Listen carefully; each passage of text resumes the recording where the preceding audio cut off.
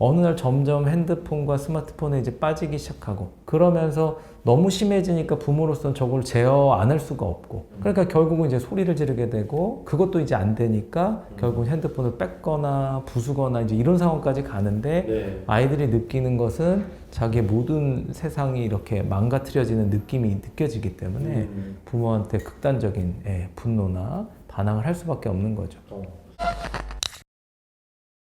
특장의 아이들을 이제 키우는 부모 입장에서 좀 신경 써야 될 것들은 일단 특장애를 더 이제 심화시킬 수 있는 환경으로부터 아이들을 좀 지켜주는 게 필요해요. 요즘은 이제 스마트폰이나 영상 그리고 게임 등에 노출되는 이제 환경에서 아이들이 클 수밖에 없는데요. 자극들이 이제 아이들의 뇌 발달에 이렇게 좋지가 않습니다.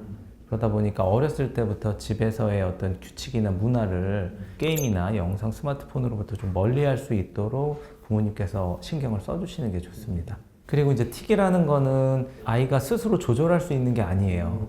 근데 이제 자꾸 이제 이상한 동작을 막 한다든지 소리를 낸다든지 하면 부모 입장에서도 좀 거슬리고 걱정이 되다 보니까 조금 참아봐라, 좀 하지 말아봐라 라고 얘기하는 경우가 많은데 이제 이런 경우들이 오히려 아이들의 심리를 더 위축시킬 수가 있어요. 그렇기 때문에 이렇게 아이들의 틱을 지적하거나 하지 말라고 하는 그런 것들은 피해 주시는 게 좋습니다. 일정 시간 대비 뇌로 들어오는 자극량이 굉장히 많아요. 그러니까 예를 들어 이제 책을 본다. 책을 보면 빛이 반사돼서 들어오는 이제 그 자극 말고는 사실은 큰 자극이 없거든요. 근데 이제 TV나 영상들은 이제 그 컴퓨터 화면이나 스마트폰 화면에서 이제 픽셀 단위에서도 굉장히 많은 이제 광원들이 나오게 돼 있고 이제 그것들이 이제 눈을 통해서 계속 자극이 과다하게 들어가고요. 그리고 이제 일정 시간 대비 화면의 프레임이 계속 많이 바뀌잖아요. 그러다 보니까 그것들이 이제 뇌에 굉장히 많은 자극들을 주게 돼 있어요. 그 틱톡이라는 걸 보면서 그냥 몇 초 상간에 이제 계속 이제 화면을 넘기고 하는 과정에서 아이들의 틱이 굉장히 많이 증가를 해가지고 그래서 그게 이제 좀 금지가 되거나 이제 이런 경우들도 있었어요. 그래서 지금 세계적으로도 이런 이제 특히 아동이나 청소년들에 대해서 SNS에 대해서 제한하는 법안들이 최근에 이제 나라별로 많이 만들어지고 있어요. 그러니까 그럴 정도로 이런 이제 스마트폰, 게임, 그 다음에 이제 SNS 이런 것들이 아이들의 뇌 발달에 좋지 않다는 걸 이제 많은 사람들이 이제 인식하기 시작한 거죠. 요즘에 유튜브나 SNS나 이런 것들이 자기의 관심사가 맞는 사람들하고 그런 컨텐츠를 계속 연결해 주거든요. 그러다 보니까 유튜브를 봐도 SNS를 봐도 자기랑 마음이 맞는 것, 자기가 관심 있는 세상이 다 거기에서 펼쳐져 있어요.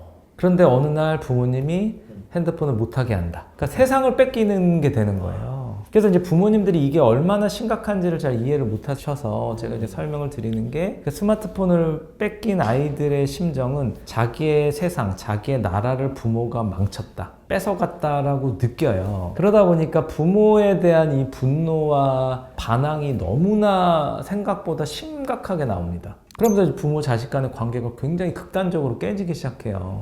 그러다 보면 이제 아이들이 막 이제 집안에 이제 물건들을 부수고 자해를 하거나 뭐 날카로운 걸 들고 이제 부모를 협박하거나 이런 상황들이 실제로 굉장히 많이 벌어집니다.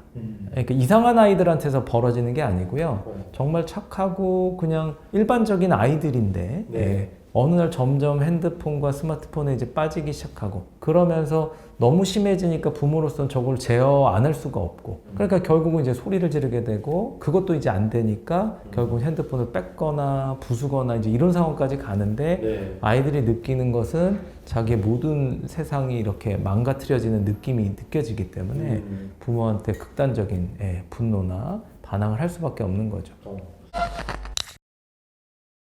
스마트폰을 아이한테 주면 사실 부모님도 편해요.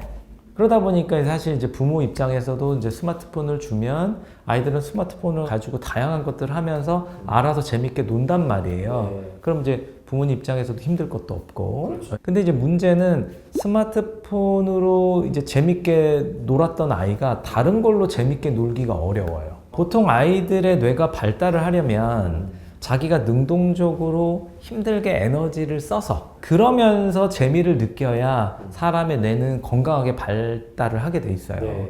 그래서 뇌는 내가 뭔가 애를 쓰고 에너지를 써야 즐겁구나. 예를 들어 나가서 뛰어놀려면 숨차고 예, 숨찬데도 뛰어야 되잖아요. 예. 그러니까 놀다 보면 근력도 발달하고 그러니까 그런 식으로 뭔가 밖에서 뛰어놀더라도 뛰어놀면서 아이들이 발달해야 되는 이제 영역들이 있단 말이에요. 네. 근데 이제 문제는 이제 스마트폰은 정말 딱 누워서 손가락 하나로 터치만 하면 무한한 세상이 펼쳐지니까 내가 힘들게 나가서 뛰어놀 이유도 없죠. 그리고 뭐 만들기를 할 이유도 없죠. 내가 이렇게 힘들게 만들었는데 유튜브를 봤더니 어떤 사람은 더 잘 만들어. 그러면 나는 이 만들기를 포기를 하게 되는 거예요. 그러니까 너무 하찮아 보일 것 같아요. 네. 그러면서 어떻게 보면 자꾸 이제 수동적인 상황이 되는 거죠. 계속 관찰하고 보기만 하고 내가 능동적으로 발달하는 게 아니라 이제 수동적이고 즉흥적이고 이런 식으로밖에 발달을 안 합니다.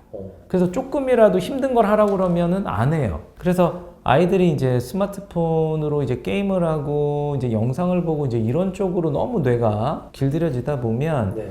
부모님들이 다른 어떤 이제 보상을 가지고 아이의 어떤 행동을 유도하기가 너무 어려워져요. 그래서 이제 최대한 아이들의 뇌 발달 관점에서 이게 이제 꼭 틱이 있어서가 아니고요.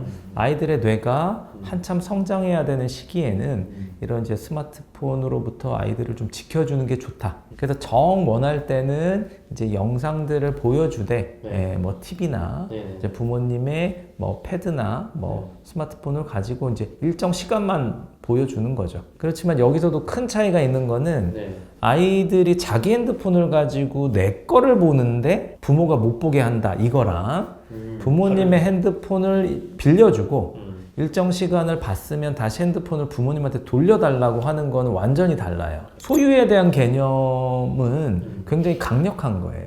아이들이 내 건데 왜 내 맘대로 못 보게 해?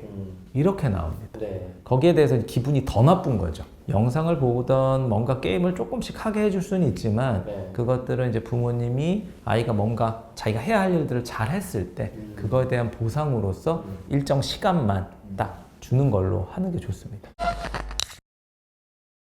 틱 증상을 보이게 되는 아이들이 되게 많아졌어요. 예.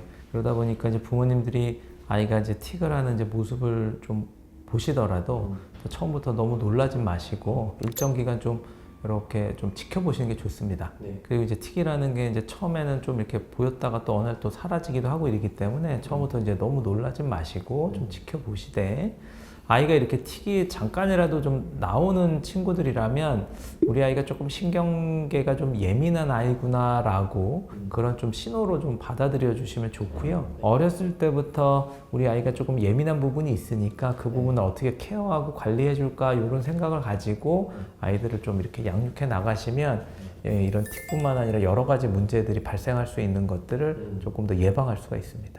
감사합니다. 네.